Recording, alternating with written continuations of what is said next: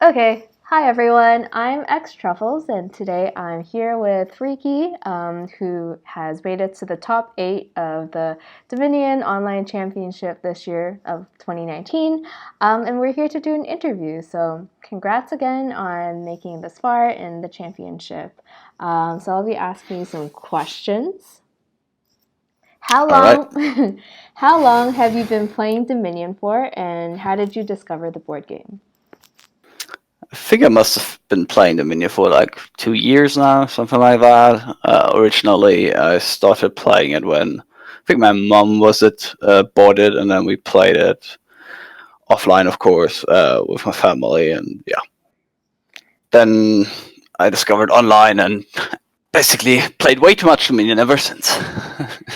Do you ever still play like physical sets with your mom? I mean, it wouldn't be very interesting to be honest, because it would be very one-sided. So I hardly ever play it in real life right now. I did play with my brother a bit recently, but I don't like losing, so not too much. So, in terms of Dominion, what is your favorite and least favorite card? Oh yeah, jeez. I think my favorite would have to be Sculptor right now, just because of flexibility is really nice and always feels good to play with. You feel like you have a lot of options. Least favorite probably Cultist, but with badness, that's hardly ever a concern anymore nowadays. It's just too centralizing, too easy to play. But yeah, I guess those would be the picks. Right. So, what do you find to be the most challenging card to play with in Dominion, and why? I guess that depends on if you like. You can look at just challenging, and you would probably have to pick Knight's Watchman, which it's just a question of do I buy it and how much do I discard and when do I buy it, but it's also not a very game impactful decision you usually have to make. Like whether you do it or not isn't terribly impactful. So if you take impact into consideration, I guess people say proc is hard. I don't know. I guess proc. So, I guess this is going a little bit off script, but with the new errata, what do you think proc is Oh, still it's just way as worse. just as Oh, it's challenging? so much worse. It's so frustrating too, I used to just always go prog and I'm like, it will work out somehow. Like I didn't really think about the world. It will just work out somehow. And now it's like, wait, I have an enchantress in hand. What am I doing with my prog now? So yeah, I think it's a lot worse now, but there are obviously still boards where it's just as insane. Yeah, yeah. I remember spectating a game with Akuchi and Haka during B League match. Yeah, Proc was pretty insane with experiments on board. Oh yeah, I saw that one. Yeah, He couldn't proc Wolf. yeah, that's a sad part. Yeah. So, what are your impressions on the new promo cards? So, Church and Captain got released this year. Well, think of in terms of power, in terms of design, what term? Like, Just what do you mean? anything that you would actually want to talk about.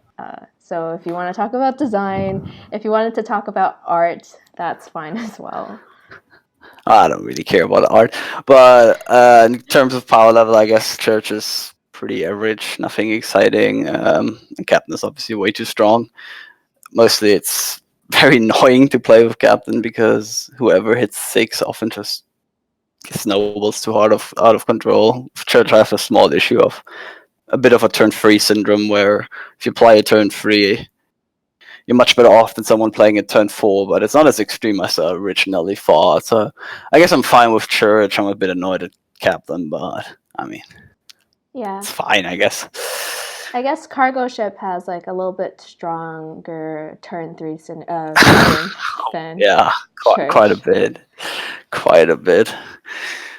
Playing at five before the shuffle and then shuffling in the cargo ship and the five again is a huge difference. Hmm. So, what do you like the most and least about Dominion? I think I like the most is that when you start playing the game, you have this phase where you learn new things, and then as you pick up new things, you keep progressively getting better and better, and you feel how the choices you make differently affect your win ratio, and you feel that you win more games, and it feels good. So you get hooked to the game, and I guess there's a really nice curve until you hit the higher levels of play for people improving, and I think that's what I probably like most about Dominion. What I would recommend about the game the most. What do I dislike most about Dominion? I mean, you can talk about first player advantage, you can talk about shuffles, but ultimately it's just another game of poker, so to speak. Well, yeah, at least I treat it that way. If you reach higher levels of play, then I think you just can't look at every game individually and be like, what went wrong this game if I lost? You just have to accept that sometimes you just lose to things out of your control.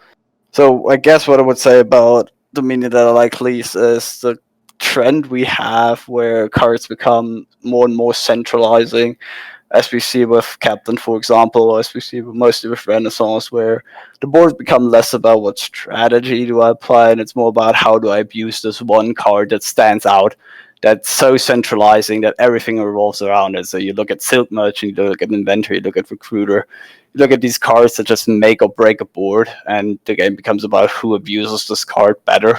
Yeah. And that's really exciting to me, at least. Maybe this father. I know people like Renaissance, but when I compare it to like Nocturne, which power level wise is below the Renaissance, but not that much, you have an expansion where every card that is good also requires you to make thoughtful decisions, and it's not just blatantly overpoweredness as I think Renaissance has come out to be. Yeah, that's interesting. Yeah, I definitely think that like with some of the Renaissance cards, it's who can hit that card first. So seeing your like being able to buy a recruiter turn one is like significantly nicer than turn two or even turn shuffle two Yeah, or shuffle three. Yeah. I mean, yeah, you can look at the stats for opening recruiter. Probably something at like 70%, I would guess, for the only player opening it. So you're at like summon level. Yeah. Yeah. So, you're consistently on the top of the leaderboard on ladder. So, what do you think has If helped? we discount stuff, Yes, if that's we an important. discount stuff, That's but quite an important differentiation, I think.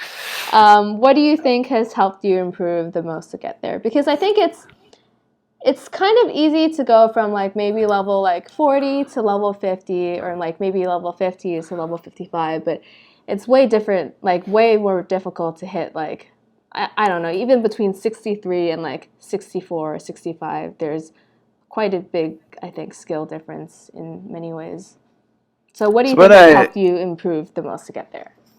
I guess I can talk a bit about how I got there in terms of how long it took me and how I felt about it. When I started climbing the ladder, so we were talking about before I was 60, it actually took me a long time to get to 60, and it took me way longer time to get to 2mu. So just playing a lot of games took me a very long time to get there. And then I think when I started to become better is when I thought of the game differently in terms of not what cards are best and what cards do I want to get, or not exactly what game plan do I have, but when I focused more about what is going on right now in this game, in this shuffle, how do I want to change my deck depending on exactly what my next shuffle looks like. I think that's when I really started to gain a lot of rating too and a lot of skill. In my opinion, is when I did those considerations that I hadn't previously. So I guess what helped me is just realize the game in a different light, less something I did or what one can do, but Yeah. just a different approach. Yeah, that makes sense. So you're actually like very well known for being able to spot wins and pile outs and very good at spotting these wins and pile outs. So what kind of approach do you have when you're solving these type of puzzles? I mean, I differentiate them between intuition based wins and counting wins, so to speak. Like you have these wins where you have like proc or develop, and you look at this hand and you're like, can I win or can I not win? And then I don't bother with actually making the math and thinking every line through. I'm just like, yeah, this feels right or this doesn't feel right, and then you develop some intuition for that, and then most of the time it works, sometimes it doesn't, but I'm not going to bother sitting there 20 minutes. And the other possible wins are the wins where you actually count, and then, for example, you have inventor as one of the piles, or ironworks as a typical one.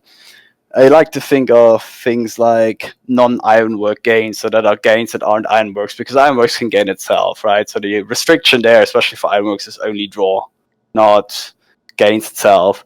So I differentiate the gains between ironworks and non-ironworks, and then when you have a card like peasant that you want to pile, for example, which gives by itself, you can think of that thing as getting two gains, because one, it removes a card from the pile, and then if you play it, you get another buy. So just doing those simple things usually simplifies it and tells you if there is a win or not. Nice. So you've made it so far. So other than yourself, who do you think will win the championship and why? And as a refresher, the people left in the top 8 are yourself, RTT, Ospond, Element Mario, J Nails, Mercury 444F, Dr. Steelhammer, and A Moffat. I mean, the likeliest has to be RTT, just going by. Well, yeah, I mean, I I guess don't he's know seeded number Mercury very 1. well. Mm-hmm. Well, I don't really care too much about the seed, but like just from skill level, I think I don't know much about Mercury. I haven't seen him play much, but it's either Mercury, who I can't really put into a category, or RTT. But I think it's probably RTT. Just most consistent and well, just highest ceiling, I suppose, of skill. Yeah. So the last question that I have for you is, what advice do you have for Dominion players looking to improve at the game? I mean, the easiest advice is, of course, play a lot, but that's not very efficient, and claiming so would probably be wrong. So if you're looking at improving fast, and I guess two different ways would be to spectate games that are commentated. It's important they're commentated, so you can watch old YouTube videos of championships or what have not, where people actually talk about their plays. Because if you just look at a game and don't understand the thought process, you're probably not going to be able to derive much value. And I think what the community is failing a bit to do is what we had in doubles, where you play with someone else against either one person or two people, and talk about what you would do. And doing that with someone who is, well, better than you, gives you new insights and gives you new perspectives. And I think that would be a great way for new players to get better faster. But so far, we haven't really accepted that as a way of learning, so to speak. So until then, I guess you're stuck with playing a lot of games and watching other people. Right. Yeah, I really like the doubles format. Though I think the tournament style was not as friendly for spectators. I was paired with Severi, and I thought I learned a lot from him. Yeah, it was a lot of fun. Cool. So thanks so much for doing the interview, and best of luck going forward. I think you're playing Element Mario. Yes. Do you guys have a match time yet? We haven't scheduled it, we haven't talked yet, no, but Okay. sure, it shouldn't be a big issue. Yeah. Awesome. So, yeah, good luck and thanks for doing the interview. Sure, no problem.